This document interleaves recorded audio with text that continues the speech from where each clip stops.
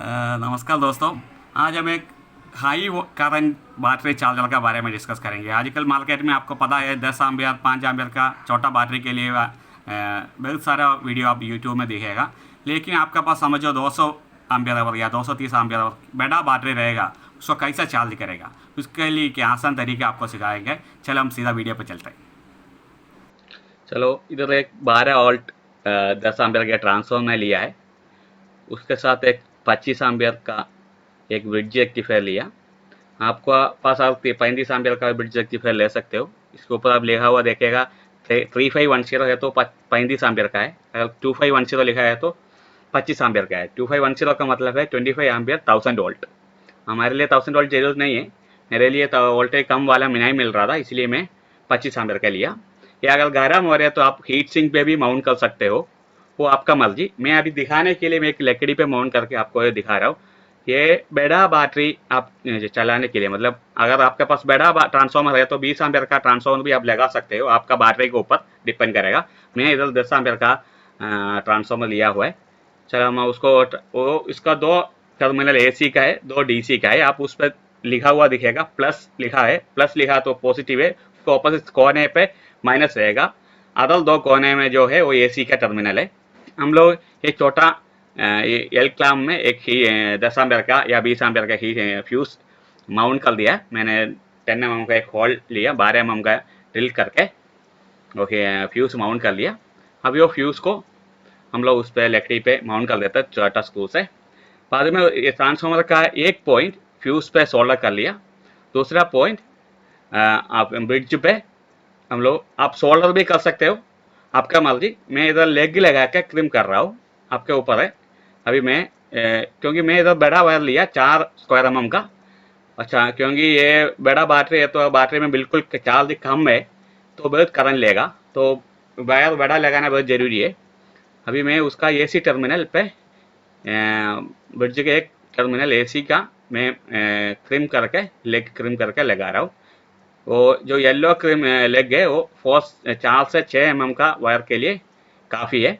अगर आपका पास अगर बड़ा उससे बड़ा वायर भी आप लगा सकते हो। ये 10 एम्पियर का ट्रांसफार्मर मैंने इस्तेमाल किया, इसके लिए वायर काफ़ी है। तो हम लोग उसको क्रीम करके इस पर मैं लगा रहा हूँ।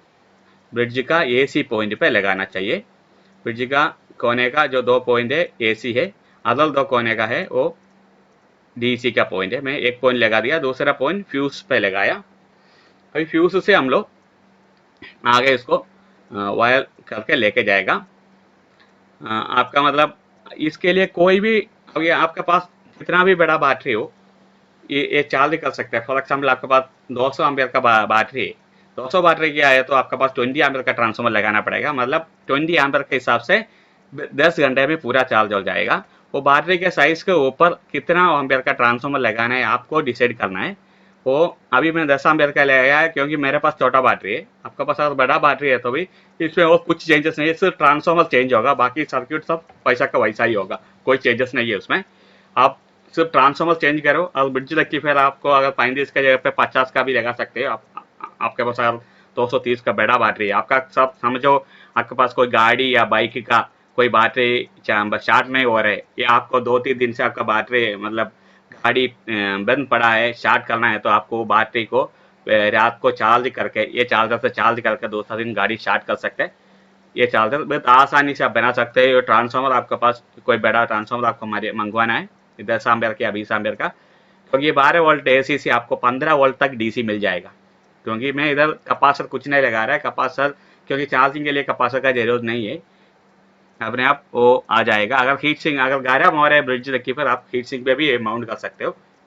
अभी इसका आगे का वायरिंग हम कर रहे हैं कि अगर बैटरी बिल्कुल चार्ज कम है, बहुत करंट लेगा, कुछ आगे कुछ शॉर्ट सर्किट वगैरह होगा तो फ्यूज है तो सर्किट में मतलब वायरिंग में कुछ प्रॉब्लम है तो अब ये फ्यूज है तो फ्यूज खुद उठ जाएगा, तो बाकी का सर्किट में कुछ प्रॉब्लम नहीं होगा। मैं ब्रिज को ये वायर लगा रहा हूँ। ब्रिज को वायर लगा के हम इसको कनेक्ट करके फिर आगे का टर्मिनल पर सोल्डर करेगा। आपके पास अगर 6 एम्पियर का मतलब आप कोई भी साइज का ब्रिज जो मिल रहा है आप लगा सकते हो। मार्केट में, लेकिन ब्रिड्ज रेक्टिफायर सबसे अच्छा है, क्योंकि डायोड लगाने से क्या होगा, डायोड गर्म हो गया तो उसको ठंडा करने के लिए हमारे पास कुछ रास्ता नहीं है। ब्रिड्ज है तो अगर ज़्यादा भी करंट लिया तो भी वो अपने आप कूल हो जाएगा, हीट सिंक के माउंट करेगा। तो वो लेना है। मैं इधर 60 वाट का एक बल्ब लिया। ये बल्ब इसको सीरीज में 4 का सीरीज में लगाएगा। आपका पास और आसानी से मिल रहा है, इसलिए मैं बल्ब लगा रहा है सीरीज में। बल्ब डीसी पॉइंट पे लगाएगा।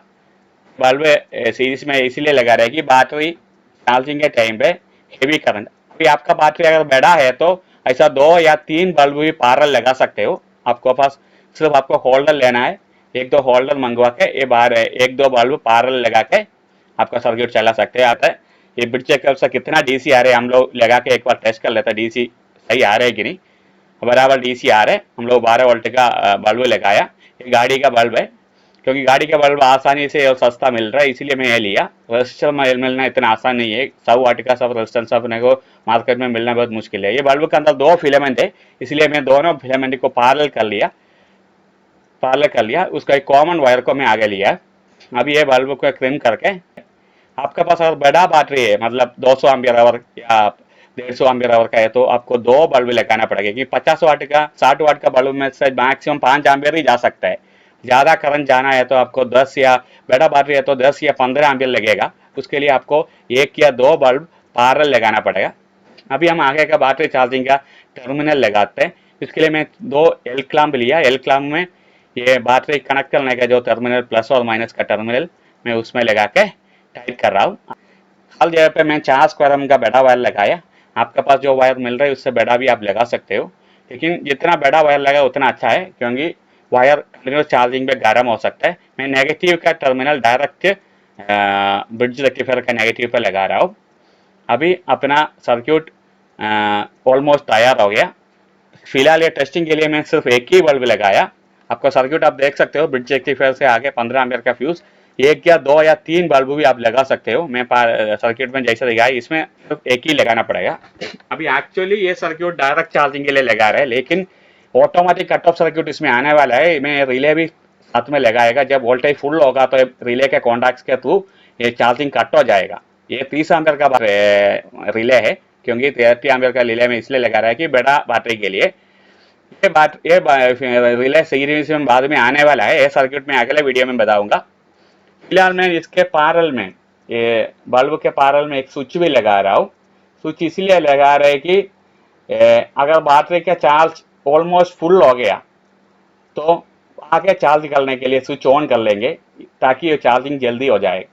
लेकिन बैटरी में अगर बिल्कुल करंट नहीं है, बिल्कुल वोल्टेज नहीं है, तो आप कभी भी स्विच चालू नहीं रहना चाहिए, ताकि हेवी करंट जाएगा, अपना सर्किट वगैरह गर्म हो सकता है। तो मैं शुरू में बैटरी में सिर्फ वोल्टेज बहुत कम है, स्विच ऑफ रहेगा, बंद रहेगा। जब बैटरी का चार्ज 10 या 10 वोल्ट का वो आगे जाएगा, उसके बाद स्विच चालू कर देगा, ताकि बल्ब गर्म होना बंद हो जाएगा, बल्ब से बिजली नहीं जाएगा, ये स्विच का हो जाएगा। लेकिन शुरू में कभी भी बैटरी पहली बार लगा रहे उस समय पर स्विच कभी चालू नहीं रहना चाहिए। ये स्विच का जरूरत भी नहीं है, ये फास्ट चार्जिंग के लिए मैं लगाया। कभी कभी मैं अभी इधर 12 वोल्ट 7 एम्पियर का एक छोटा बैटरी लिया, लेकिन ये सर्किट कभी 7 एम्पियर का छोटा बैटरी के लिए नहीं है। अगर ये बैटरी के लिए अगर होता तो मैं छोटा डायोड भी लगा सकता था। मैं ये सर्किट बनाया बड़ा बैटरी के लिए। मेरे पास अभी फिलहाल वो टेस्टिंग करने के लिए दूसरा बैटरी नहीं है, इसलिए मैं छोटा बैटरी पे दिखा रहा हूँ आपको। ये छोटा बैटरी को अभी मैं कनेक्ट कर लेता हूँ। अभी बैटरी में कितना वोल्टेज देख लेते हैं। बैटरी में अभी दिखा रहे 13 वोल्ट दिखा रहे हैं। अभी मैं चार्जर को हम स्टार्ट कर देते हैं, क्योंकि बैटरी ऑलरेडी नया बैटरी है, इसमें ऑलमोस्ट चार्ज है, इसलिए मैं अभी चार्जिंग का वायर लगा देता हूँ। अभी चार्जिंग अभी शुरू हो जाएगा। शुरू होने के बाद हम देखते हैं कितना वोल्टेज आ रहा है। अभी बैटरी के चार्जिंग बढ़ रहा है 50, क्योंकि चार्जर ऑन हो गया। आपको बल्ब भी देख सकते हैं, बल्ब थोड़ा सा जल रहा है, क्योंकि सीरीज में सर्किट है। बल्ब क्योंकि बैटरी में ऑलमोस्ट चार्ज है, इसीलिए थोड़ा सा जल रहा है बल्ब। अगर बैटरी बिल्कुल कम वोल्टेज होता तो और जलता था। अभी धीरे धीरे वोल्टेज बढ़ रहा है, 13.6 13.7 ऐसा बढ़ते जा रहा है। अगर आपके पास बड़ा बैटरी है तो आपको एक बल्ब से नहीं चलेगा, 2 या 3 बल्ब पैरेलल लगाना होगा, क्योंकि ये बैटरी के लिए 2 या 3 एम्पियर भी काफ़ी है। आपको अगर बहुत फास्ट चार्ज करना है, 5 घंटे में या चार्ज करना है, तो आपको बड़ा ट्रांसफार्मर लगेगा। क्योंकि अगर समझो आपके पास 200 एम्पियर आवर का एक बैटरी है, उसको 20 एम्पियर के हिसाब से 10 घंटा लगेगा पूरा चार्ज होने में। लेकिन आप 40 एम्पियर का ट्रांसफार्मर लगाओगे 5 घंटे में भी चार्ज कर सकते हो, वो आपके ऊपर डिपेंड कर रहा है। और चार्जिंग करंट आप कंट्रोल कर सकते हैं सीरीज बल्ब और ट्रांसफार्मर का साइज के हिसाब से। अभी अपना सिंपल सा सर्किट ऑलमोस्ट रेडी हो गया। आप इससे कोई भी बैटरी लगा के आप चार्ज कर सकते हो। जब तक बल्ब सीरीज में बैटरी का कुछ नहीं होगा, क्योंकि फुल सेफ्टी है इसमें।